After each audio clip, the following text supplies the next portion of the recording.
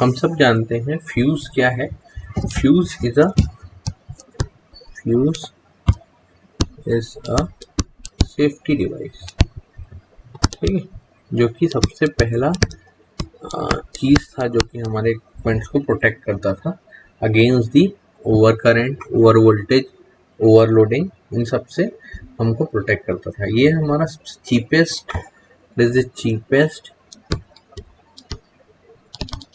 Simplest and the oldest, ठीक है, protective device, ठीक है। एंड इसकी शॉर्ट सर्किट कंडीशंस से हमको प्रोटेक्ट कर लेता था, ओवरलोड की कंडीशन से प्रोटेक्ट।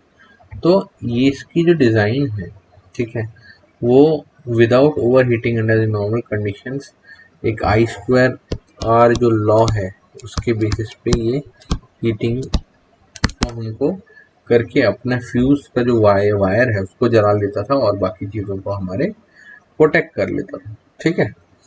और मॉडर्न जो टेक्नोलॉजी है उसके हिसाब से जो HRC फ्यूजेस होते हैं, high rupturing capacity fuses, cartridge fuses, ये बहुत ज़्यादा काम आता है। तो फ्यूज क्या है? Fuse is a protective device used for protecting cables, electrical equipments against overloads and short circuits. तो फ्यूज का डेफिनेशन, बेसिक डेफिनेशन क्या है?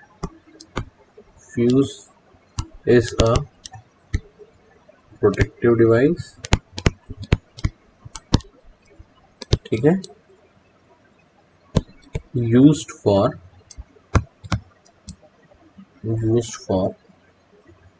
protecting cables and electrical equipments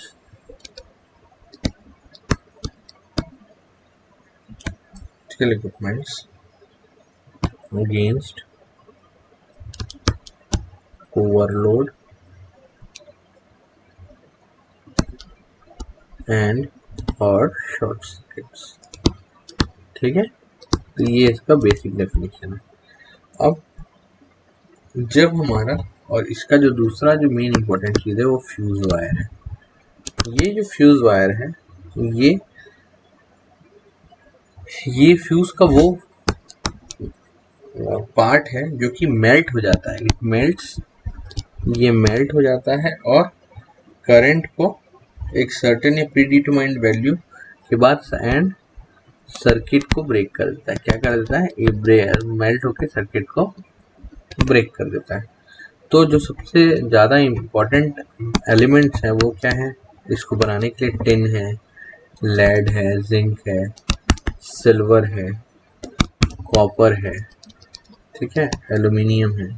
इन सब का हम लोग यूज़ करते हैं क्योंकि इसका जो मेल्टिंग पॉइंट रहता है वो क्या होता है? लो मेल्टिंग पॉइंट रहता है और स्पेसिफिक रेजिस्टेंस जो हाई वो रहता है, क्या रहता है? हाई होता है, ठीक है। तो या तो इसको लेड और टिन का एलॉय, टिन लेड एलॉय बना देते हैं हम लोग, ठीक, और या तो कॉपर का हम लोग फ्यूज इस्तेमाल करते हैं। 15 एम्पियर से ज़्यादा का अगर हम लोग को करंट प्रोटेक्ट या केबल उसमें करंट रहता है तो हम लोग को लेड टिन एलॉय जो है उसका जो सुटेबल डायमीटर का है वो हम लोग को वो उसका डायमीटर को हमको बढ़ाना पड़ेगा, ठीक है। तो उसके अकॉर्डिंगली हम लोग का एडजस्ट होगा। सिर्फ इसका ड्रॉबैक क्या है? That is a costlier material. ये सिल्वर जो है ये बहुत ही ज़्यादा सही फ्यूज एलिमेंट है, लेकिन ऑक्सीडेशन और ऑक्साइड की वजह से ये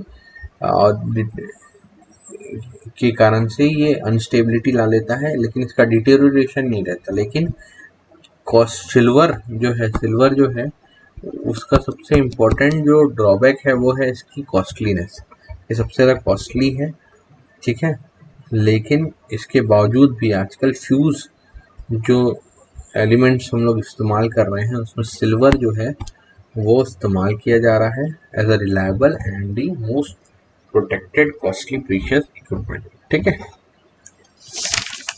अब हम लोग देखेंगे अलग अलग टाइप के फ्यूजेस को तो फ्यूजेस जो है वो open type, semi close type, totally enclosed, ठीक है, टोटली इनक्लोज्ड कार्ट्रिज फ्यूजेस जो होते हैं, जिसमें डी टाइप कार्ट्रिज फ्यूज और एचआरसी फ्यूज काम आता है, उसमें हम लोग देखेंगे एचआरसी फ्यूज को। तो एचआरसी फ्यूज जो है वो बहुत ही इम्पोर्टेंट टॉपिक है। सबसे पहले हम लोग इसका डायग्राम बनाएंगे कि एचआरसी फ्यूज कैसा दिखता है।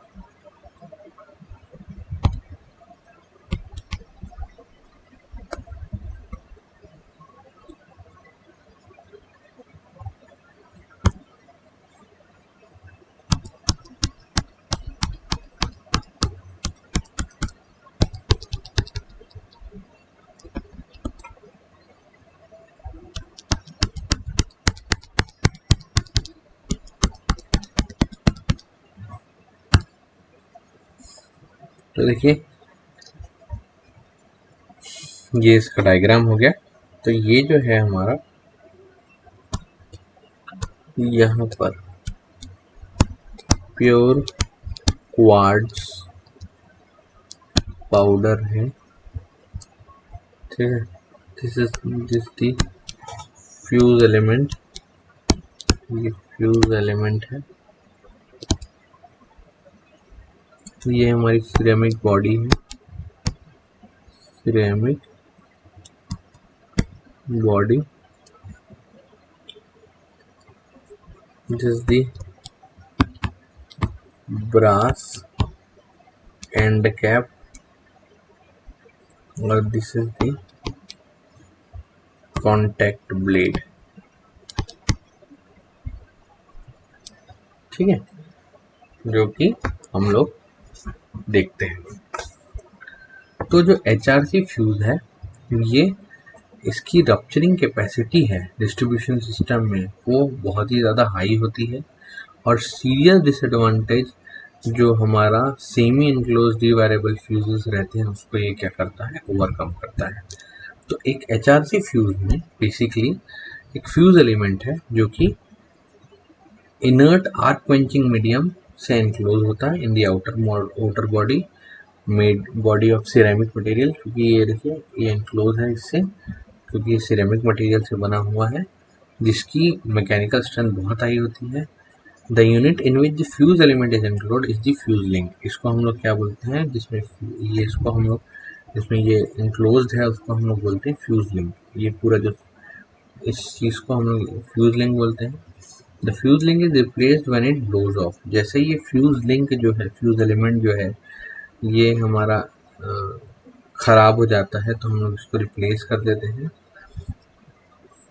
ये एचआरसी फ्यूज जो है ये एक सिलेंड्रिकल बॉडी है सिरेमिक मटेरियल का बना हुआ। ये जो सिरेमिक मटेरियल है या तो ये स्टेटाइट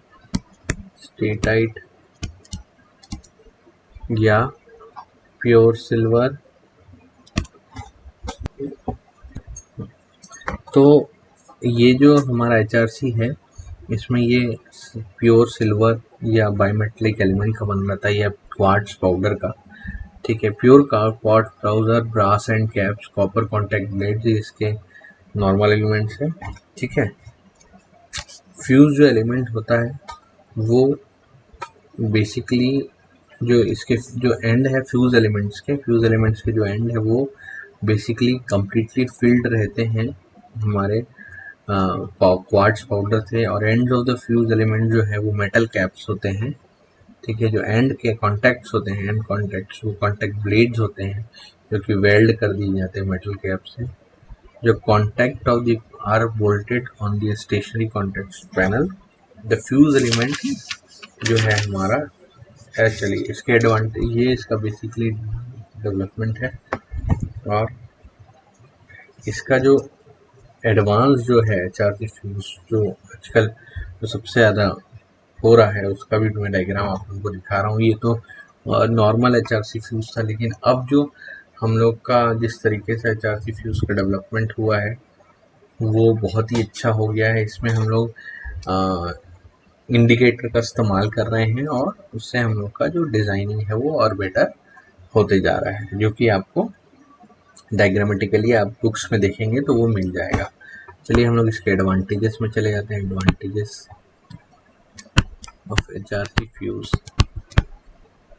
तो पहला एडवांटेज है इसका बेसिकली किसी capability of clearing high values of current. पहला, इसकी कैपेबिलिटी है हाई वैल्यू ऑफ करंट को क्लियर करने के लिए। दूसरा, इसका फास्ट ऑपरेशन, इसका सबसे बड़ा एडवांटेज है। तीसरा, इसका नो डिटोरिएशन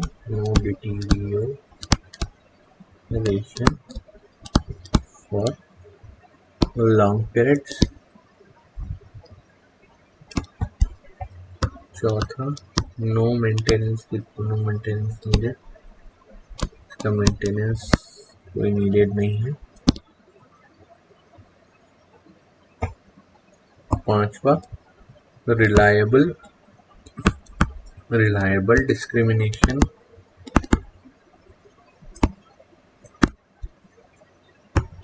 छठवा, consistent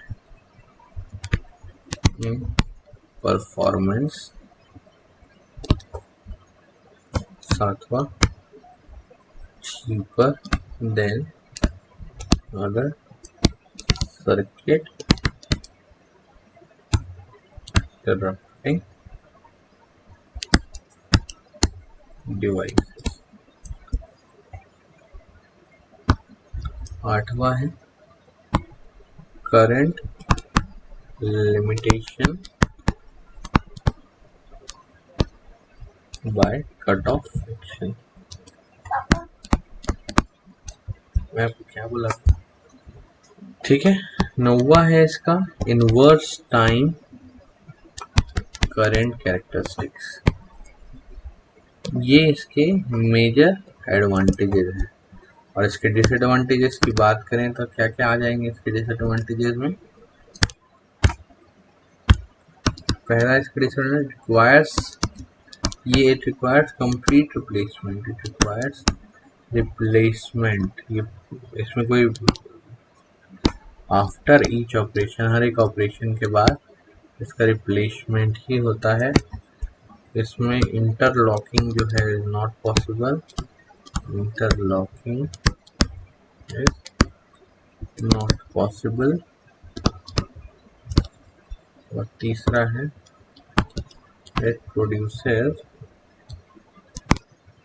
overheating of adjacent contacts.